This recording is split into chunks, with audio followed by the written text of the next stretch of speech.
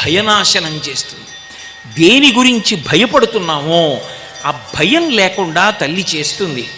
వీటన్నిటినీ ఏకకాలమునందు ఇవ్వగలిగినది కాబట్టి దుర్గా. అందుకే ఎక్కడెక్కడ మనలోకి చేరకూడని ఉన్నాయో వాటినన్నిటినీ తీసేసేది ఎవరో ఆ తల్లికి దుర్గా అని పేరు. ఆ తల్లి యొక్క పాదములను పట్టుకున్నామనుకోండి, అమ్మా నువ్వు అనుగ్రహించాలి, నా అంత నేను కోపాన్ని పోగొట్టుకోలేకపోతున్నాను. ఎక్కడి నుంచి వస్తుంది కోపం?